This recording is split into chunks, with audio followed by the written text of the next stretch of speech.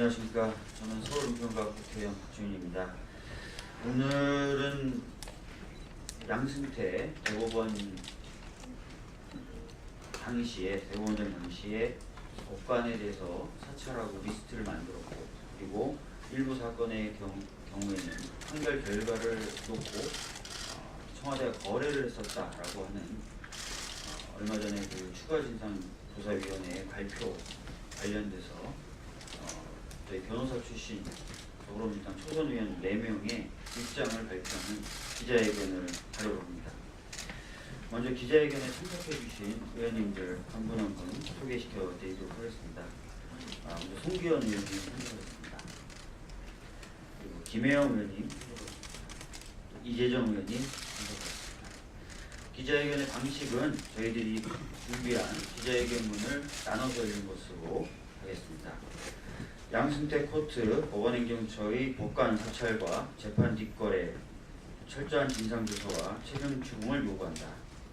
저희는 대한민국 사법부를 걱정하는 국회의원으로서, 그리고 법원의 정의와 공평, 재판의 독립을 존재의 근거로 삼아온 법률가 출신 의원으로서 참담한 심정을 안고 이 자리에 섰습니다.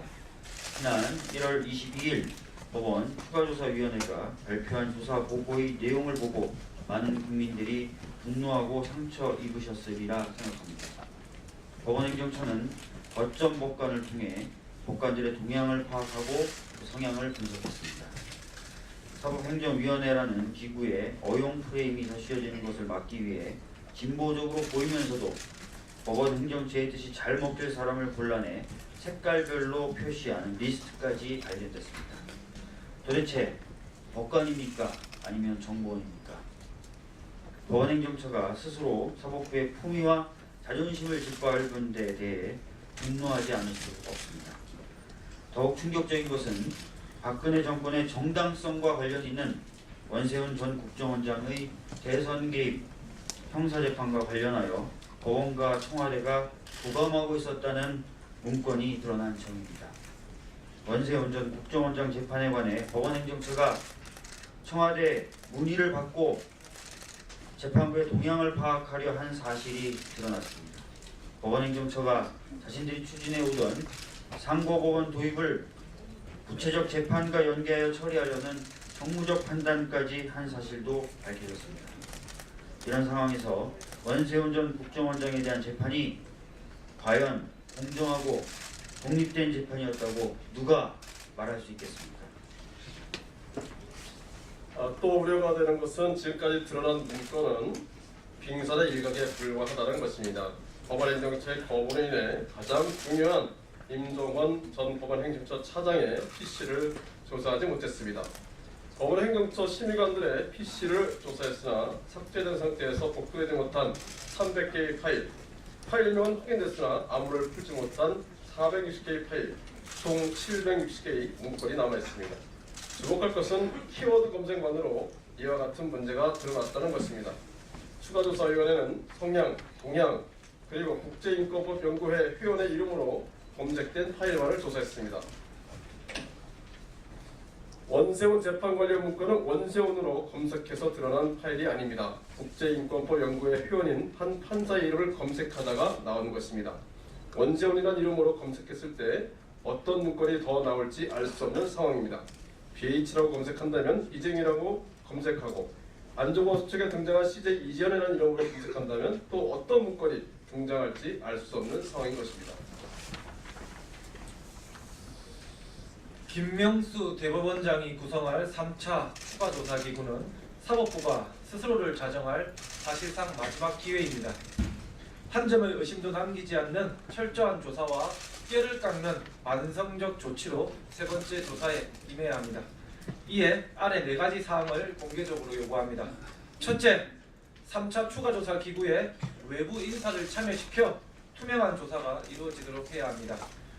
조사기구가 법관만으로 구성되거나 외부위원을 참여시킨다는 명목으로 법관 출신 전관만이 참여한다면 제19 감사기 논란에서 자유로울 수 없고 국민의 지탄을 피하기 어려울 것입니다. 둘째, 키워드 검색으로 조사할 것이 아니라 전체 파일을 조사 대상으로 삼되 그중 사생활 침해 우려가 있는 파일만을 제외하고 조사하는 방식을 취할 것을 요구합니다. 권력기관과 법원 행정처의 유착에 관한 의심을 떨쳐내기 위해서는 파일에 대한 전수조사가 필요합니다. 셋째, 법원 행정처와 관련자들은 임종원 전 차장이 사용한 PC를 조사위에 제출하고 암호를 제공하여 조사에 협조해야 할 것입니다. 2차 추가조사위원회는 이미 조사 대상 PC 관련 당사자들에게 조사 과정의 참여와 의견 진술의 기회를 부여하여 사적 정보의 누설이나 비밀 침해를 방지할 기회를 제공한 바 있습니다. 그러나 법원 행정처는 PC 조사 참관을 요청했다가 입장을 바꿔 참관을 하지 않겠다고 했고, 당사자들 역시 추가조사위의 참여 여부 문의에 답하지 않았습니다. 사생활의 비밀을 막으면서도 사생활 비밀 침해를 막으면서도 의혹을 조사할 수 있는 방법이 이미 주어졌습니다. 절차적 권리를 보장받고도 이에 응하지 않은 채 조사 과정에 관한 문제 제기를 한다면 누구도 이를 묵과하지 않을 것입니다. 넷째, 철저한 조사를 통해 2차 추가조사위가 밝혀내지 못한 문건의 내용의 실행 여부와 작성자, 보고 계통을 명명백백히 밝혀야 할 것입니다. 김명수 대법원장과 오늘 부임하는 안철상 신임 법원 행정처장의 어깨가 무겁습니다. 3차 조사위 구성, 조사 내용과 속도, 조사 깊이와 질이 엄격하게 평가될 것입니다. 조사가 더디거나 투명하지 않다면 문제의 본질을 꿰뚫지 못하고 변죽만 올린다면 결국 수사기관이나 특별검사의 강제 수사를 피할 수 없을 것입니다. 사실상 마지막 기회를 여기고 모두가 납득할 만한 조사 결과를 내놓아야 합니다.